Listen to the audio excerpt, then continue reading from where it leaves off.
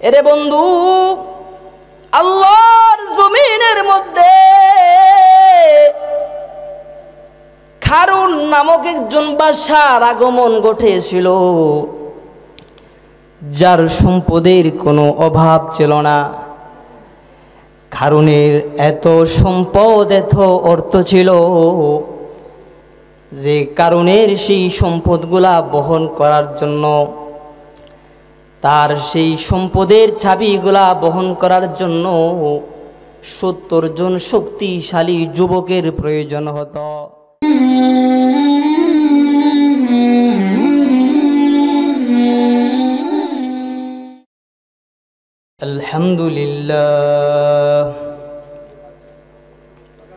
আলহামদুলিল্লাহ নাহমাদুহু ওয়া নাস্তাঈনুহু ওয়া নাস্তাগফিরুহু ওয়া নু'মিনু বিহি ওয়া নাতাওয়াক্কালু আলাইহি ওয়া নাউযু বিল্লাহি মিন শুরুরি আনফুসিনা ওয়া মিন সাইয়্যাতি আ'মালিনা।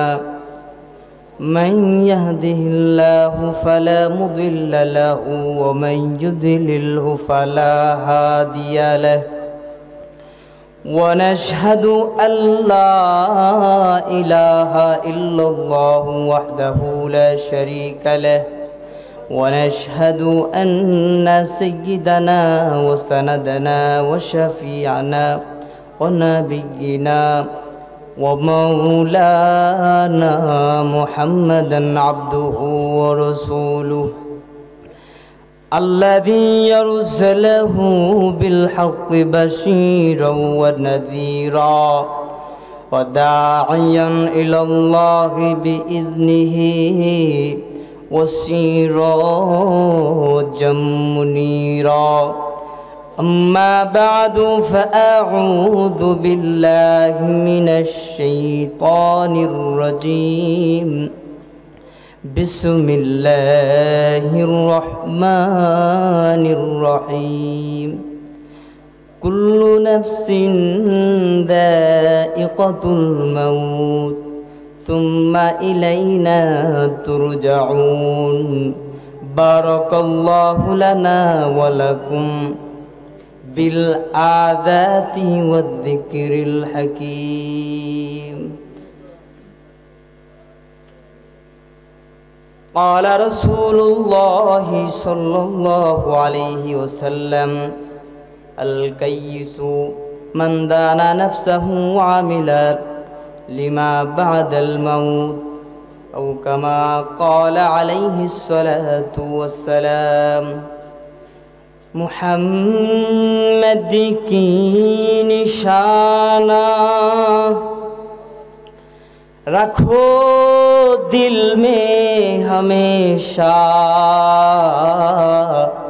दके शवी मर्दे कमिल उम्मताने मुस्तफा. राहे मेरे मस्कन, राहे मेरे मस्कन, हवाई काबा बने मेरे मदफन, दियारे मदीना. বাঠিগাঁওয়ের মানুষ আমি তুমি, বাঠি তোমার আমার ঘর. এই উজান দেশে কেউ নাই আপন, সবাই তোমার আমার পর. কাজের জন্য আসিলাম ভাইরে উজান দেশের গাঁও, বকুল নদীর ফার গাঠে বান্দিয়া রাখছি নাও.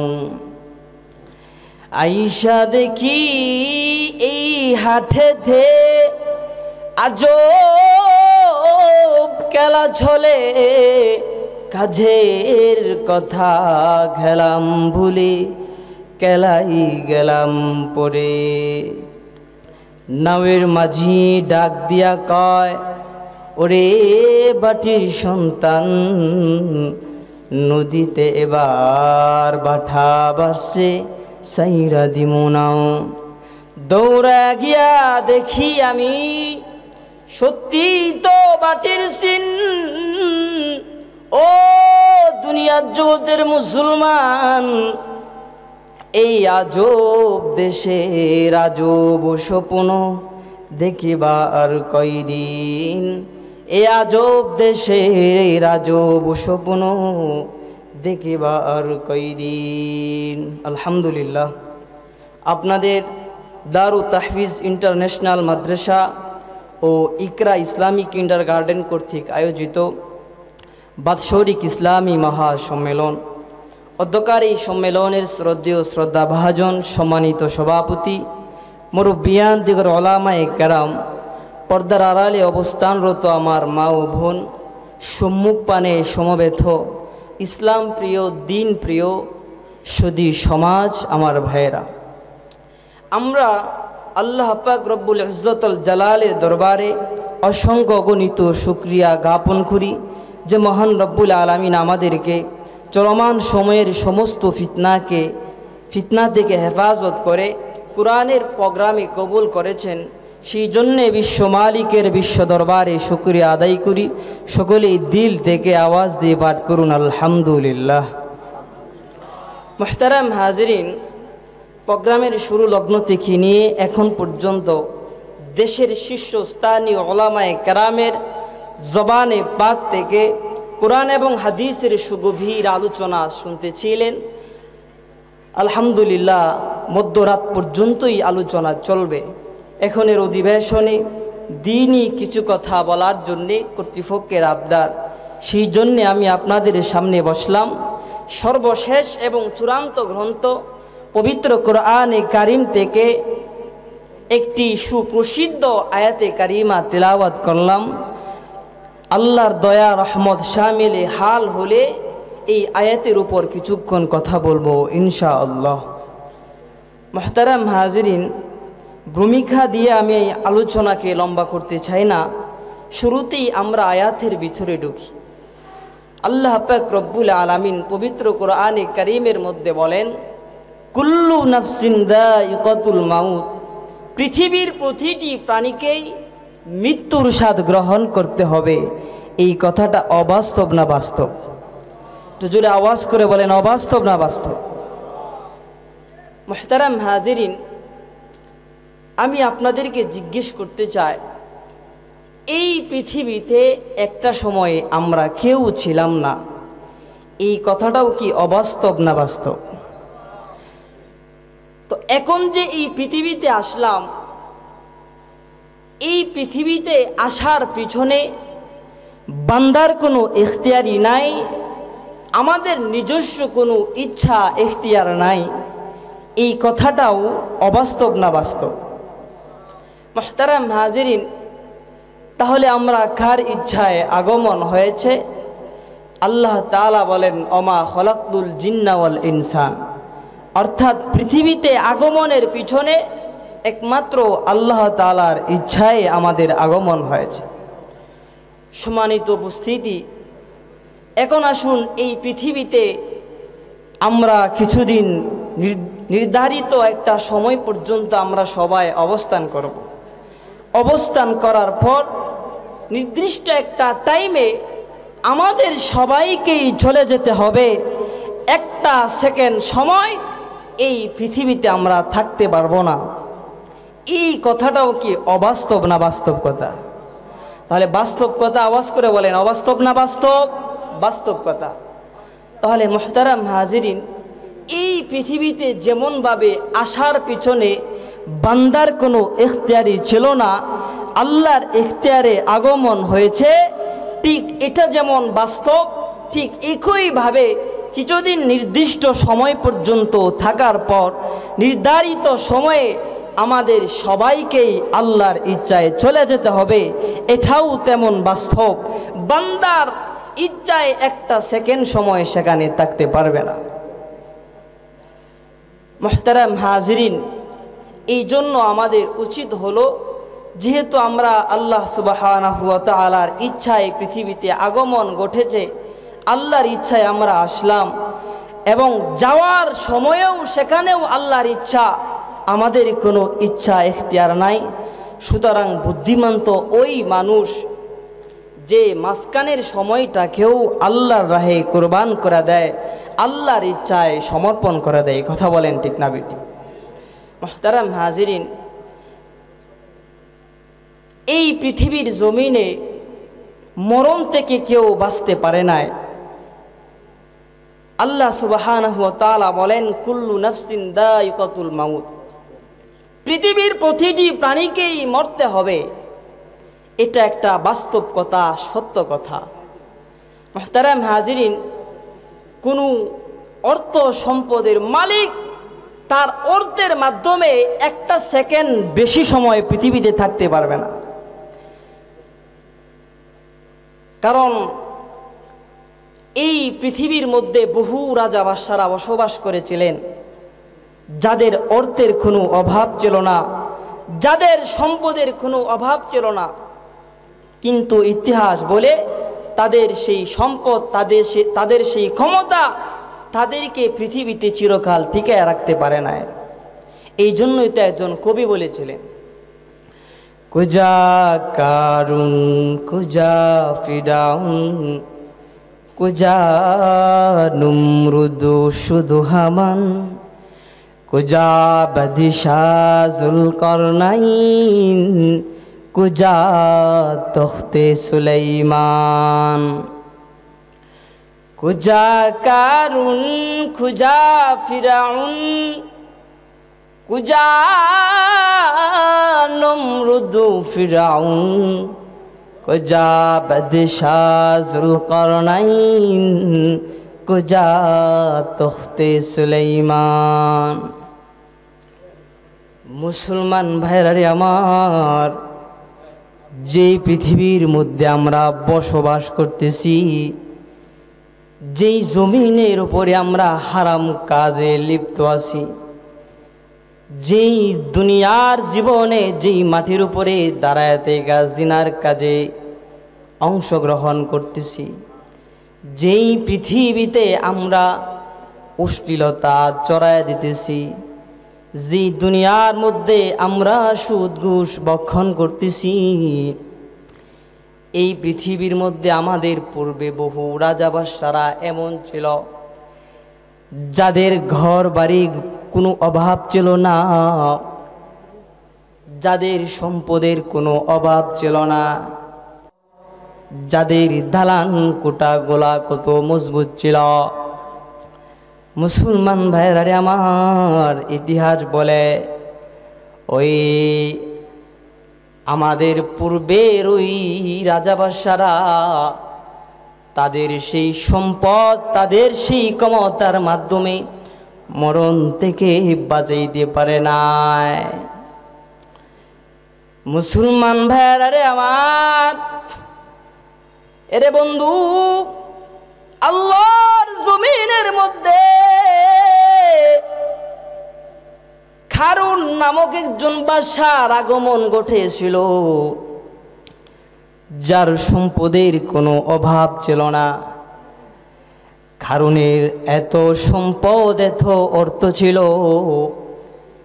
যে কারুনের সেই সম্পদগুলা বহন করার জন্য, তার সেই সম্পদের চাবিগুলা বহন করার জন্য 70 জন শক্তিশালী যুবকের প্রয়োজন হতো। এত শক্তি, এত এত বিশাল বড় ধনভাণ্ডারের মালিক ছিল। মুসলমান ভাইরারে আমার, ইতিহাসের পাতার দিকে যদি তাকাই, ইতিহাস আমাদেরকে কয় ওই যে ধন সম্পদের মালিক কারুন ছিল, কারুনের যখন মরণ ঘনি আসলো, মৃত্যু যখন সামনে আসলো, তো আল্লাহর হুকুমে কারুনকে মাটি গ্রাস করতেছিল, কিন্তু কারুনের সম্পদগুলা ওই দিন তাকায় ছিল, কারুনকে ওই মাটির আক্রমণ থেকে বাঁচাইতে পারে নাই। মুসলমান ভাইয়েরা রে আমার, ওই দিন কারুনের সম্পদ কারুনকে মরণ থেকে বাঁচাইতে পারে নাই। এই জন্য প্রমাণ হয় দুনিয়ার জিন্দিগির মধ্যে যারা অর্থের অহংকার করে, যারা সম্পদের লোভে পইরা নামাজ বাদ দিছে, কোরআন বাদ দিছে, হাদিস বাদ দিয়া গুনার কাজের প্রতিযোগিতা করে, তাদেরকে উদ্দেশ্য করে বলি, আরে বন্ধু, যেই সম্পদের বাহার তুমি বানাইলা, এই সম্পদ তোমার কোনো কাজে আসবে না। মুসলমান ভাইয়েরা আমার, এবার আসেন ক্ষমতার দিকে যদি তাকায়, ক্ষমতার মাধ্যমে মরণ থেকে কেউ বাঁচতে পারে কিনা? ওরে বন্ধু, এই পৃথিবীর মধ্যে একজন বাদশা ছিল, যেই বাদশার নাম হলো বাদশা ফিরাউন। ফিরাউনের ক্ষমতার কোনো অভাব ছিল না। ফিরাউনের ক্ষমতা কেমন ছিল ইতিহাস বলে, দুনিয়ার সামান্য একজন রাখালের মালিক যখন ইচ্ছা করে, মেষ পালের মালিক যেমন ইচ্ছা করে তখন কোনো একটা মেষকে জবাই করা দেয়, ঠিক ওই সময়ের ফিরাউনের ক্ষমতা এত বেশি ছিল যে বনি ইসরাইলের যাকে ইচ্ছা হতো সে জবাই করে দিত। মুসলমান ভাইয়েরা আমার, আল্লাহর জমিনের মধ্যে যদি এখন তাকায়, ওই ফিরাউনের জীবনের দিকে যদি তাকায়, ফিরাউনের সেই ক্ষমতা, ফিরাউনের সেই দাপট ফিরাউনকে মরণ থেকে বাঁচাইতে পারে নাই। নীল নদের মধ্যে ফিরাউনের মৃত্যু বইটা যায়, মরণ ফিরাউনকে গ্রাস করে নাই। কিন্তু ইতিহাস বলে ওই দিন ফিরাউনের সেই ক্ষমতা, ফিরাউনের সেই সৈন্যবাহিনী ফিরাউনকে নীল নদ থেকে একটা সেকেন্ড সময়ের জন্য বাঁচাইতে পারে নাই। কথা বলেন ঠিক কিনা? সুতরাং বোঝা যায় এই দুনিয়ার জিন্দিগির মধ্যে অর্থের মাধ্যমে যেমনভাবে একটা সেকেন্ড সময় কেউ থাকতে পারবে না, ক্ষমতার মাধ্যমেও দুনিয়ার জীবনে কেউ একটা সেকেন্ড সময়ও বেশি থাকতে পারবে না।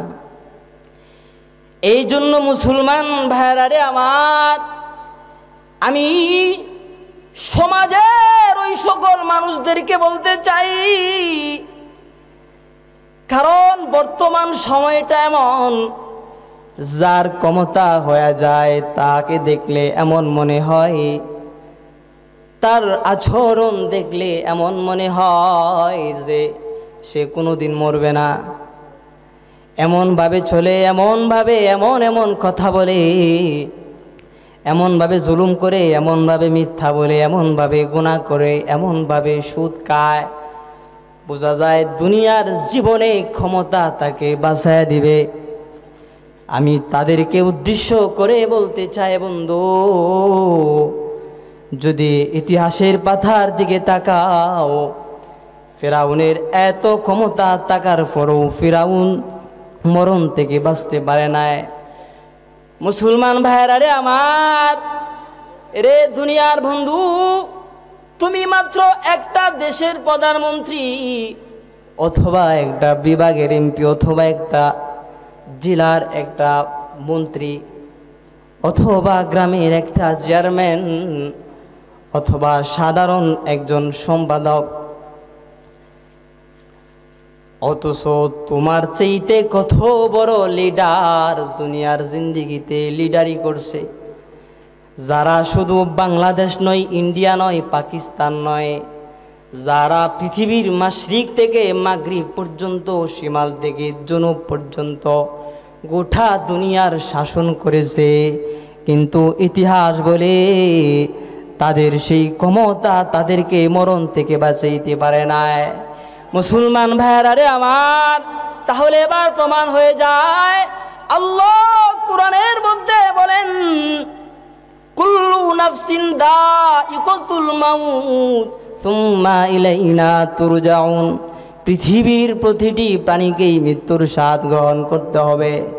একেবারে প্রাণী থেকে নিয়ে আশরাফুল মাখলুকাত পর্যন্ত দুনিয়ার সমস্ত প্রাণীকে মরতে হবে। আল্লাহ বলেন সুম্মা ইলাইনা তুরজাউন, অতঃপর আল্লাহর দিকে ফিরে আসতে হবে। মুসলমান ভাইরা রে আমার, মরণ থেকে কেউ বাঁচতে পারবে না।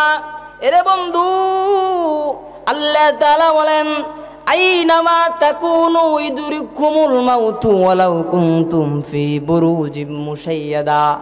আইনামা তাকুনু, তুমি যেখানেই থাকো না কেন, মরণ তোমায় ধরবে, মরণ তোমায় গ্রাস করে ফেলবে, যদিও তুমি সুদূর দুর্গের মধ্যে অবস্থান করো। এই জন্য আমি আপনাদেরকে বলতে চাই, এরে বন্ধু, যেহেতু সুদূর প্রাচীরের মধ্যে থেকেও যেহেতু মরণ থেকে বাঁচতে পারবো না, সুতরাং আমাদের উচিত মৃত্যুর আগে মরণের সামানা তৈরি করা। কথা বলেন ঠিক কিনা?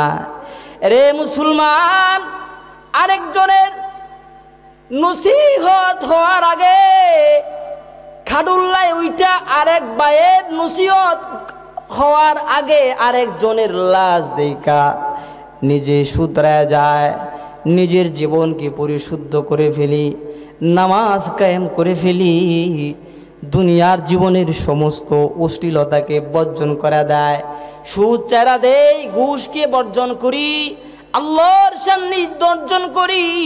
কারণ আল্লাহ তাআলা বলেন সুম্মা ইলাইনা তুরজাউন, অতঃপর আমার দিকেই তাদেরকে ফিরিয়ে আনা হবে, আমার দিকেই আসতে হবে। কার সাথে ঘুরছ, কার সাথে কথা বলেছ, কার সম্পদ আত্মসাৎ করেছ, কার সাথে সুদের লেনদেন করেছ, এরে বন্ধু কার সাথে জিনা করেছ, কার সম্পদ মেরে খেয়েছ, কার উপর জুলুম করেছ, এরে বন্ধু দুনিয়ার জীবনের প্রতিটি কাজের পুঙ্খানু হিসাব ওই দিন আল্লাহর দরবারে দিতে হবে। এই জন্যই তো আল্লাহ পাক রব্বুল আলামিন বলেন কুল্লু নাফসিন দাইকাতুল মাউত সুম্মা ইলাইনা তুরজাউন। এই জন্য মুসলমান ভাইয়েরা আমার, আমাদের উচিত হলো, যেহেতু আল্লাহর দিকেই আমাদেরকে ফিরে আসতে হবে, আল্লাহর সামনে আমাদেরকে উঠতে হবে, যেহেতু সুদূর দুর্গে অবস্থান কইরাও মরণ থেকে বাঁচতে পারবো না, সুতরাং চলে আসুন আল্লাহর কাছে। ধরা খাওয়ার পূর্বেই আমরা আল্লাহর কাছে ধরা দেয়া দেই, দুনিয়ার জীবনের সমস্ত গুনাহ বর্জন করে দেই। যারা সুদ খায় সুদকে বর্জন করে ফেলি, যারা ঘুষ খায় ঘুষ খাওয়া বর্জন করি।